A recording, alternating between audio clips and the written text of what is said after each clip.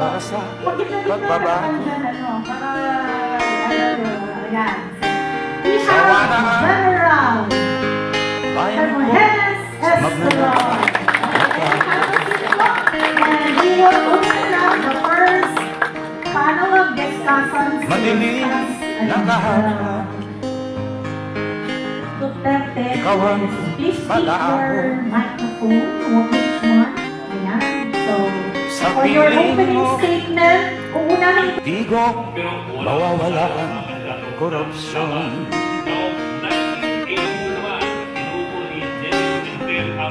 Tayo na, Pilipinas, tayo na magbago. Hawak kamay tayo para sa pag-asenso. Ikaw at ako, tayong lahat kay Rodrigo Duterte, para sa tunay na pagbabago. Ang laman sa Luzon at sa Metro Manila. Kalapunan, ang pinigilaban na naging sentro Masdan mo ang paligid, sa 1986 na eleksyon. talamak mga krimen, Sa Pangilo ni Salvador Laurel, rape, droga at mga nakawan, dapat nang mapigilan. Kaya sabi nga ng marami, ang pinigilaban ang original na nilawan.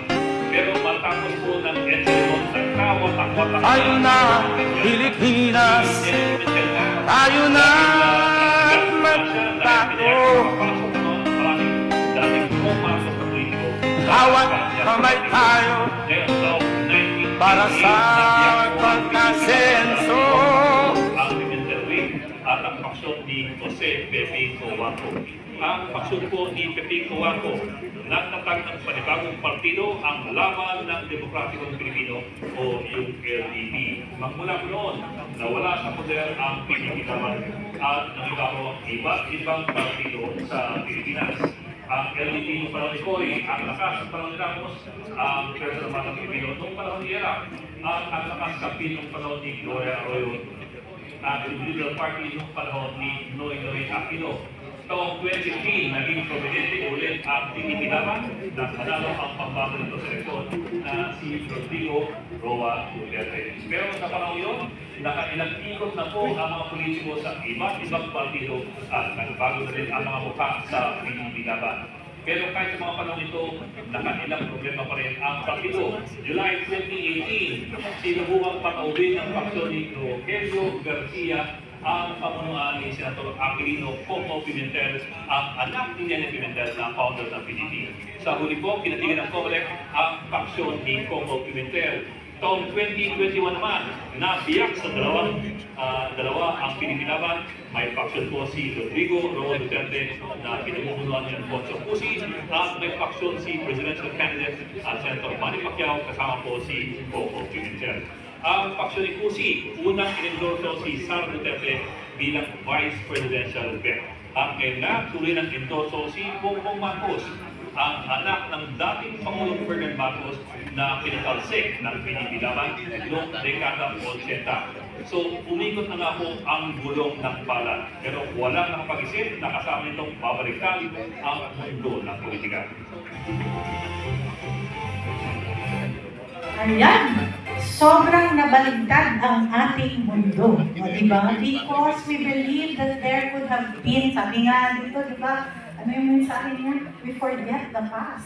However, paano natin ma-forget ang past kung ang Presidente Rodrigo Roa Duterte na kinalimutan na sana ang past para makausad tayo at pinalibing ang tatay na Marcos sa libingan ng mga bayani, kung ang anak ng Marcos na kunyari nagpasalamat sa pagpapalibing ay isa namang isa sa mga dahilan kung bakit nakidnap at nasa ICC at nasa Hague ang ating Tatay Digong. Next slide muna para mas maintindihan natin. Kung kaya Welcome po tayong lahat, everybody who is joining on our Facebook Live right now. Please share this forum that we have because we expect that more people will learn from us this afternoon and will see the Duterte legacy na kung saan kahit 3 taon lang wala sa poder si Tatay Digong ay ramdam pa rin natin ang servisyo niya. Next slide. Merong hindi na kwento doon sa short story. There are, sabi nila, if a picture paints 1,000 words, can it paint 1,000 words? Ang pagkamatay ni Ninoy Aquino ay isang binhi na naliwan para sa ating demokrasya. At kapag ito ay binhi, ibig sabihin ito ay magiging puno ng bubunga. Ano ba ang naging bunga ng pagkamatay ni Ninoy Aquino? Ito ay ang paglabas ng panibagong leader, hindi po ang kanyang anak, kundi may storya dyan sa picture na yan ni Nene Pimentel and ni Cory Aquino because originally it was the plan after the death of Ninoy Aquino na ang magiging vice president na katandem ni Cory Aquino was Nene Pimentel. But nakialam po ang simbahan in the person of the late Cardinal C. At he merged para daw magkaisa ang oposisyon na si Goy Laurel ang gagawing vice president na candidate. So our party founder then gave way for peace and for prosperity. At yung yellow na picture dyan, kasi nakadilaw kasi she is actually the very staunch activist sa yellow movement in Davao City. That's Nanay Suling. Si Cory Aquino appointed Nene Pimentel as the MILG or Ministry of Interior and Local Government Minister. At nagtalaga sila ng panibagong mga local leaders because this is a revolutionary government. Tinanggal lahat ng mga nakaupo sa pwesto para magbigay ng panibagong bukas sa ating bansa. Si Cory Aquino wanted Nanay Soling Duterte, who was a Philippine member also, to be the mayor of Davao City. Nakita niyo kanina doon sa short video na ang isa sa mga prominent figures was Zaf Respicio. Sabi ni Nanay Soling, hindi na daw siya ang magmamayor because her advocacy for freedom, hindi dahil gusto niyang maging politiko. Pero dahil sa pagkumbinsi sa kanya, ito po ay si Nene Pimentel, ang isa sa mga taga-Davao ang nagbitbit ng papeles para si Tatay Digong ang i-appoint as Vice Mayor of Davao City at Zaf Respicio was the Mayor of Davao City. At sinabi ko kanina, yung binhi na itinanim sa pagkamatay ni Ninoy Aquino ay si Tatay Digong, the revolutionary leader that we have. And in 2016, siya ay na-elect po na presidente ng ating bansa. Dapat ba natin kalimutan ang kanyang mga ginawa? Mahina ang sagot. Dapat ba natin kalimutan ang ginawa ni Tatay Digong? Hindi! Duterte! Duterte! Duterte! Duterte! Duterte! Duterte! Ayan po. Kaya po tayo ngayong hapon na ito ay nandito upang sariwain natin ang lahat ng mga ginawa ng ating Pangulong Duterte sa loob ng 6 na taon.